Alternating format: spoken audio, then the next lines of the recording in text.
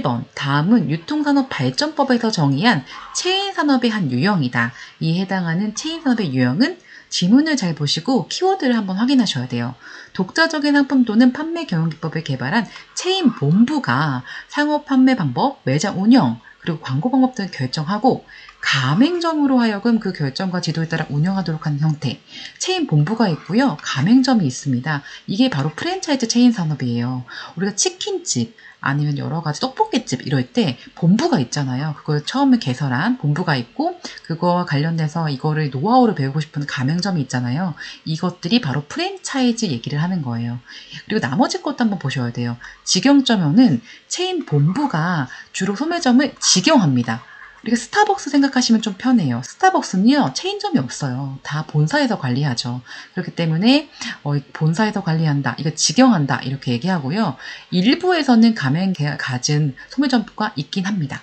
자, 이미 가맹점형은요, 체인 본부의 지속적인 경영지도, 그리고 체인 본부의 가맹점의 협업에 의해서 가맹점의 취급 품목, 영업 방식 등을 표준화 사업과 공동 구매를 하는 게 이미 가맹점형 체인 산업입니다.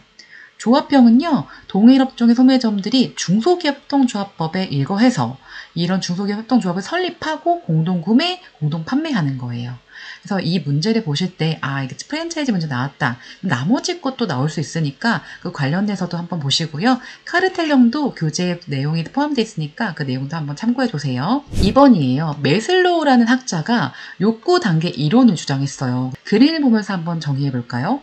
첫 번째는 생리적 욕구예요. 가장 하위 욕구인데요. 배고프거나 졸렸거나 아니면 뭔가 기본적인 그런 욕구들, 이게 생리적 욕구고요. 두 번째는 안전. 난 좀 뭔가 위험한 상황에 노출되지 않고 안전하게 있고 싶다 라는 욕구고, 세 번째 사회적 욕구는 우리가 소속되고 싶다, 그런 사회적인 상황에 대한 욕구고요. 네 번째로는 존경받고 싶고 자존감을 생각하는 욕구고요. 마지막 다섯 번째는 가장 높은 욕구죠. 자아실현에 대한 욕구예요. 답은 3번이고요. 메슬로우는 아래서부터 차근차근 쌓여야 위까지가 상위 욕구가 도달한다 라고 주장을 했습니다. 4번. 채찍 효과에 대한 줄일 수 있는 방안으로 가장 옳지 않은 것은? 채찍 효과가 뭐냐면요. 우리가 채찍 한번 생각해 보시겠어요? 채찍의 힘으로 동물이 움직이듯이 작은 힘이 가해져서 큰 파동, 이 파동이 일어난다는 비유의 효과예요. 그래서 채찍 효과는요, 결론적으로 말씀드리면 좋은 효과는 아니에요. 채찍 효과를 무조건 줄여야 돼요. 왜냐? 우리가 소비자의 수요에 작은 변동이 일어났어요. 소비자가 물건에 대해서 여러 가지 요청이 일어났어요. 그러면 이거 공급 사슬에 의해서 제조업체에 전달되는 확대되는 그런 효과인 거예요. 그래서 이 소비자의 중요하지 않는 그런 영향도 공급자에게는 굉장히 확대돼서 나쁜 영향을 줄 수도 있거든요. 그렇기 때문에 1번이 틀렸는데요.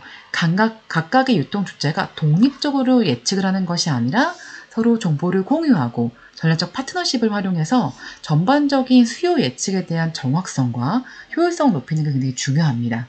또한 공급 리드 타임을 줄일 수 있는 방향을 마련하고 공급 체인을 통해서 소속된 각 주체들이 수요 정보를 공유해야 돼요. 또한 지나치게 잦은 할인 행사를 지양해야 돼요. 잦은 행사를 하면은 또 소비자가 수요의 변동이 있잖아요. 또 항시 저가 정책을 통해서 소비자의 수요 변동폭을 좀 줄이는 경우도 굉장히 필요합니다.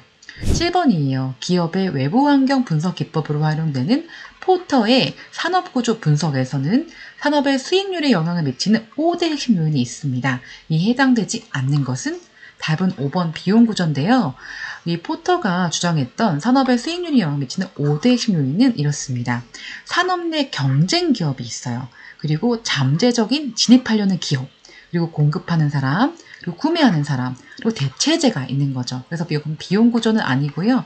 대체재가 이거에 해당됩니다. 그래서 여기 전반적인 사항 한번 봐두시고 외부 환경 분석 기법 할 때는 포터의 산업구조 분석을 쓰고 이건 5가지가 있다라고 연계해서 알아두세요. 8번입니다. 다음 글상자 안에 경영성과를 분석하는 여러 활동성 비율들을 계산할 때 공통적으로 반영하는 요소는?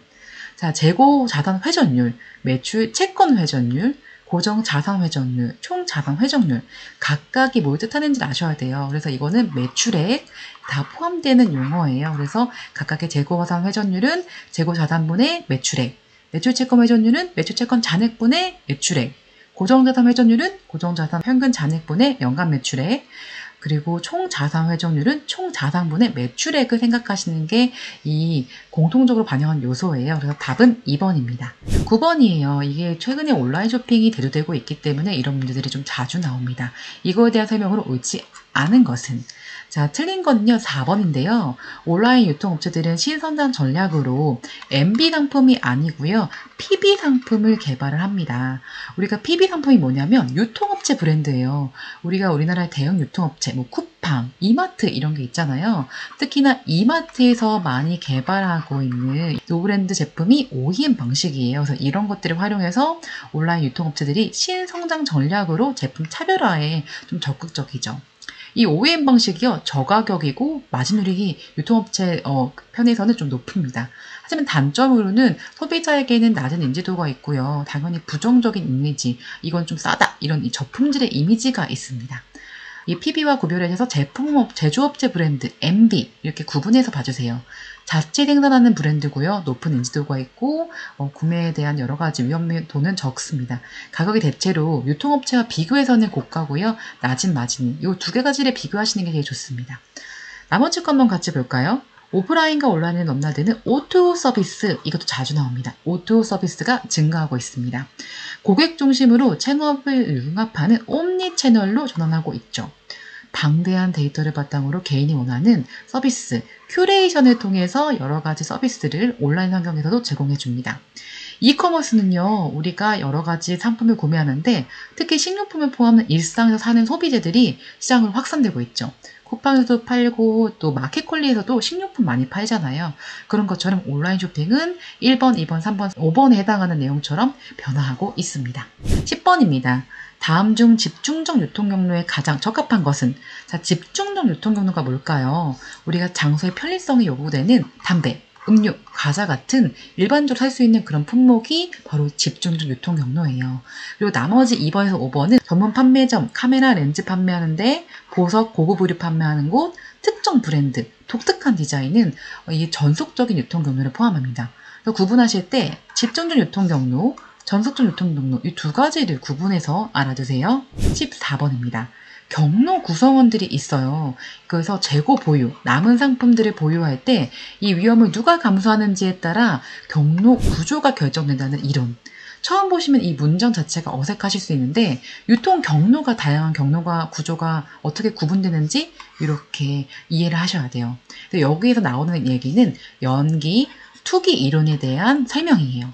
연기 투기 이론은요, 누가 재고 보유에 따른 위험을 감수하느냐 이거에 대한 내용이고요. 기능 위양 이론은 누가 어떤 기능을 효율적으로 수행할까. 거래 비용은 기업이 어떻게 경로 구조의 수직적 통합을 통해 경로 구성원들 간의 시너지를 효과적으로 창출할까. 게임 이론은 경쟁 관계에 있는 구성원들이 어떻게 자신의 이익을 극대화시킬까. 전문 판매점, 카메라 렌즈 판매하는데 보석, 고급 의류 판매하는 곳, 특정 브랜드, 독특한 디자인은 이 전속적인 유통 경로를 포함합니다. 그래서 구분하실 때 집중적 유통 경로, 전속적 유통 경로 이 두 가지를 구분해서 알아두세요. 14번입니다. 경로 구성원들이 있어요. 그래서 재고 보유, 남은 상품들을 보유할 때 이 위험을 누가 감수하는지에 따라 경로 구조가 결정된다는 이론. 처음 보시면 이 문장 자체가 어색하실 수 있는데 유통 경로가 다양한 경로가 구조가 어떻게 구분되는지 이렇게 이해를 하셔야 돼요. 여기에서 나오는 얘기는 연기, 투기 이론에 대한 설명이에요. 연기 투기 이론은요, 누가 재고 보유에 따른 위험을 감수하느냐 이거에 대한 내용이고요. 기능 위양 이론은 누가 어떤 기능을 효율적으로 수행할까. 거래 비용은 기업이 어떻게 경로 구조의 수직적 통합을 통해 경로 구성원들 간의 시너지를 효과적으로 창출할까. 게임 이론은 경쟁 관계에 있는 구성원들이 어떻게 자신의 이익을 극대화시킬까. 대리 이론은 의뢰인에게 최선의 성과를 가져다주는 효율적인 계약은 무엇인가? 라는 각각의 핵심적인 질문들이 있습니다. 그 질문들을 구분해서 짝꿍처럼 외워주세요. 17번입니다. 아주 자주 나오는 문제죠. 소매업 변청 과정에 대한 가설에 대한 내용으로 옳은 것은? 답은 2번인데요. 수리바퀴의 가설은 소매 기관들이 처음에는 혁신적인 형태에서 출발했다가 성장하다가 새로운 개념을 가진 신업태에서 그 자리를 양보하고 사라진다고 주장하였어요. 수레바퀴, 그 수레바퀴 어떻게 생겼죠? 이렇게 모양이 생겼을 때 굴러가면서 처음에는 혁신적인 형태, 그리고 성장하다가 새로운 개념을 가진 신업태가 나온다라는 얘기예요. 나머지 것도 한번 보실게요. 소매 수명주기 이론은요. 소매업체가 도입기, 초기 성장기, 가속 성장기, 쇠퇴기 이 4단계로 거쳐서 진화한다는 이론입니다. 소매 아코디언 혹시 어떻게 생겼는지 아세요? 넓어졌다가 줄어졌다가 하는 모양입니다. 그래서 제품 구색이 넓은 소매업태에서 전문화된 좁은 소매업태로 되고 다시 넓어지고 좁아지고 넓어지는 이런 소매업태의 변화가 되풀이해야 된다는 이론입니다. 변증법적, 여기 이제 내용은 안 나왔지만 이 변증법적 내용도 충분히 나올 수 있기 때문에 여기에 포함을 시켜봤어요. 2개의 서로 다른 경쟁적인 소매업태가 하나의 새로운 소매업태로 합성된다는 소매업태의 혁신 과정 이론이에요. 그래서 기존 업태에 비해 경쟁 우위를 갖는 새로운 업태가 새로운 시장에 진입하면 치열한 경쟁 과정에서 이들은 각자의 경쟁 우위 요인을 상호 수용하게 됩니다. 그래서 이 각각의 4가지가 구분돼서 나오는데요. 그것들을 엮어서 알아두시는 게 가장 중요합니다. 23번 공급사슬 관리의 성과 측정 방법에 대한 설명으로 가장 옳지 않은 것은 자, 우리가 기업이 업무를 수행할 때 외부, 내부의 전체적인 효율적인 공급, 물품이나 여러 가지 서비스를 관리하기 위한 경영 기법이 공급사슬 관리예요. 이것들을 어떻게 효율적으로 하는지가 가장 중요한데요. 자, 우리가 SCM 수행에 관한 실질적인 성과를 보여줄 수 있어야 돼요. 그러니까 우리가 이걸 했는지 안 했는지 평가에서도 굉장히 중요하거든요. 그리고 SCM 수행에 관련해서 상세한 데이터를 보여줄 수 있게 매트릭스가 또 필요하고 주문 주기 감소, 비용 절감, 하극 효과상은 프로세스의 측정에 해당되고요. 판매 및 수익 증가, 고객 만족도 증가는 결과 측정에 해당됩니다. 그래서 어쨌든 우리가 유통물류를 지금 일반하고 계시잖아요. 이런 하는 과정들이 성과, 얼마나 유통을 잘했는지 이런 평가나 이런 것들이 굉장히 필요합니다. 그런데 2번이 좀 틀렸거든요. 2번이 답인데 성과 측정은 개별 기업의 성과에 초점을 보이는 것이 아니라 전반적인 우리가 전체적인 효율적인 공급 관리가 필요하기 때문에 2번이 틀렸습니다.